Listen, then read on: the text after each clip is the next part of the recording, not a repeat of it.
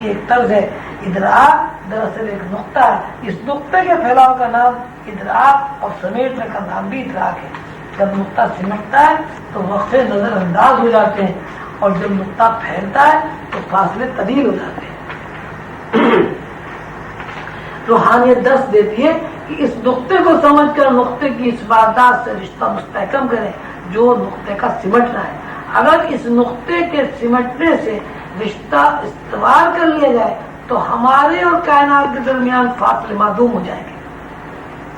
اس کے برعکس نقطے کے پھیلاؤ سے رشتہ مستحکم کرتے ہیں تو فاصلے زندگی بن جاتے ہیں. جتنے زیادہ وقت فاصلے کی طوالت ذہنی طور پر قبول کر لیتے ہیں، اسی مناسبت سے ٹائم اسپیس کی گرفت زیادہ ہو جاتی ہے.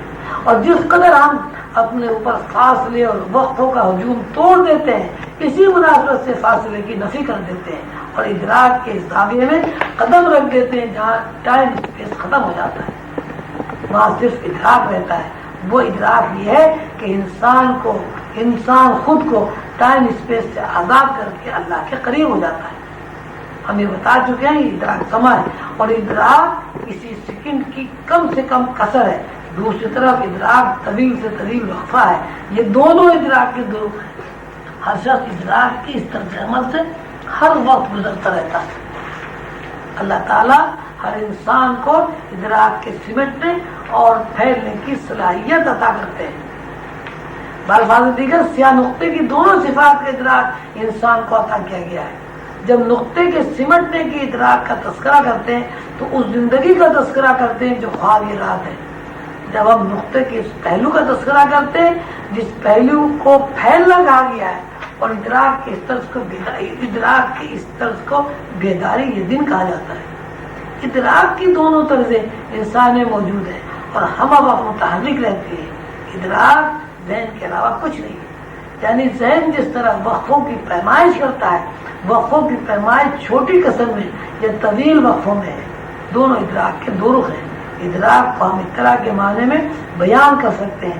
جب اطلاع کا تذکرہ کرتے ہیں اس اطلاع میں ہمیں اس کے علاوہ کوئی بات نہیں ملتی، کیونکہ جہاں سے اطلاع چلی وہ بھی کسی کا ذہن ہے، اور جس مقام پر قبول کی گئی وہ بھی ذہن ہے. اطلاع دینے اور قبول کرنے والا ذہن ہے. ذہن کے دو رخ ہیں، اور ذہن ہی ہے جو ہمیں نقطے کے سمٹنے اور پھیلنے کی اطلاع دیتا ہے.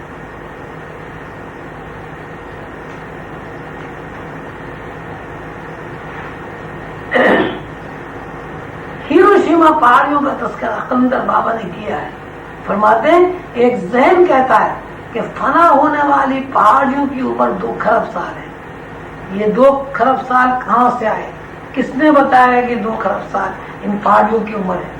کوئی فرد واحد 2 کھرب سال تک زندہ نہیں رہتا، اور نہ یہ ممکن ہے کہ 2 کھرب سال تک تاریخ ذخیرہ ہو. جب انسان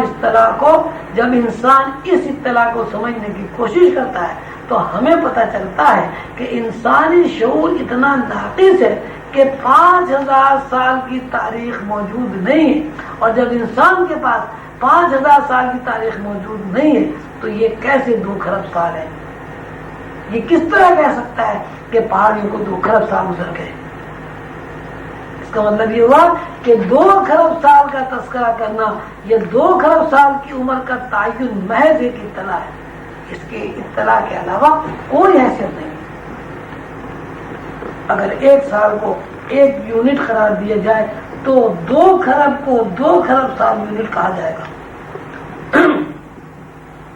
مطلب یہ ہوا کہ ادراک میں ایک احساس کو 2 کھرب حصوں پر تقسیم کر دیا. یہ ایک اطلاع ہے، لیکن اس کی تلاوت 2 کھرب سال کا زمانہ ہے. 2 کھرب سال کسی نے نہیں دیکھے. 2 کھرب سال کے زمانے کو کسی طرح ذہن کے اندر محسوس نہیں کیا جا سکتا. لیکن جب سننے والے نے 2 کھرب سال کی اطلاع کے بارے میں سنا تو اس نے عملاً 2 کھرب سال کی طوالت کا احساس کیا.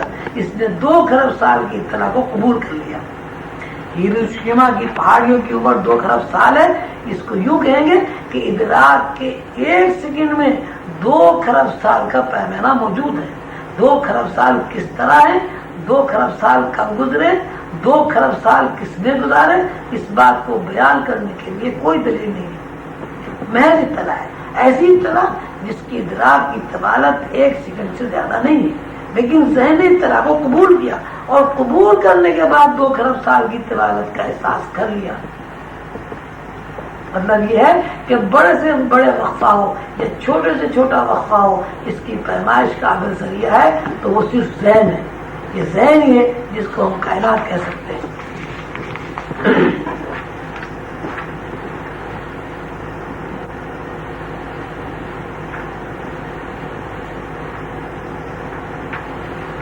ہر فرد اپنے بارے میں یہ جانتا ہے کہ میں ہوں۔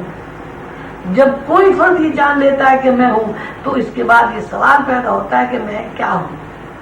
جب آدمی کے ذہن میں کیا ہوں کا سوال ابھرتا ہے تو پھر لامحالہ یہ سوال بھی پیدا ہوتا ہے کہ میں کہاں ہوں اور کہاں سے آیا ہوں۔ میں ہوں، میں کیا ہوں اور میں کہاں سے آیا ہوں، یہ سب ادراک کی درجہ بندی ہے۔ میں ہوں، میں اور ہوں دونوں کا تعلق علم سے ہے۔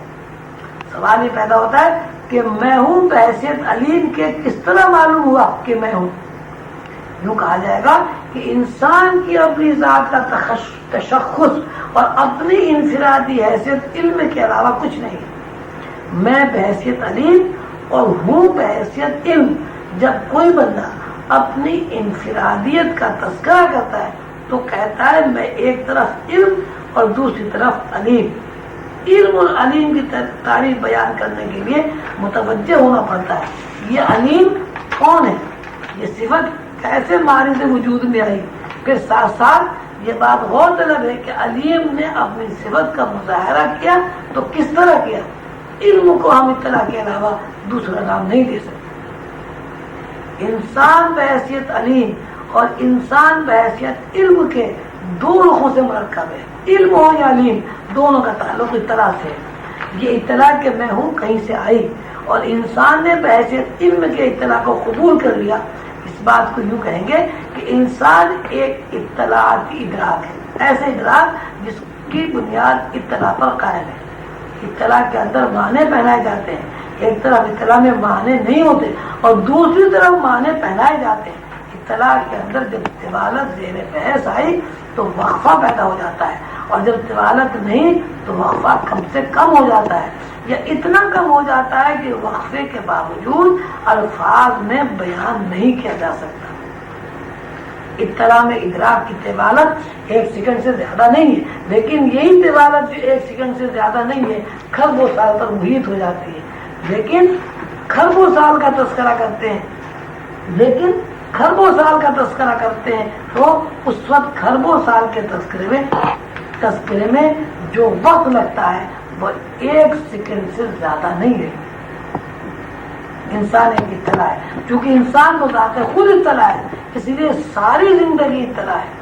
ایک خبر ہے، خبر متواتر جو قبول کرتا ہے، قبول کرنے کے بعد اس کو جذبات و احساسات یا احوال کا نام دیتے ہیں۔ جذبات ہوں، احساسات ہوں، حواس ہوں، سب کا تعلق اطلاع پر ہے۔ اطلاع میں تو حواس ہیں، اطلاع نہیں ہے، تو اطلاع ہے تو حواس ہیں، اطلاع نہیں ہے تو حواس نہیں ہے۔ سوال یہ پیدا ہوتا ہے کہ یہ اطلاع کیا ہے؟ حضرت عیسیٰ نے فرمایا God said light and there was light۔ خدا نے کہا روشنی اور روشنی ہو گئی۔ اسی بات کو قرآن نے کن فیکون سے بیان کیا۔ اللہ تعالیٰ نے کہا ہو جا اور وہ ہو گیا۔ اور جب لفظ اللہ کا تذکرہ کرتے ہیں تو اللہ کو روشنی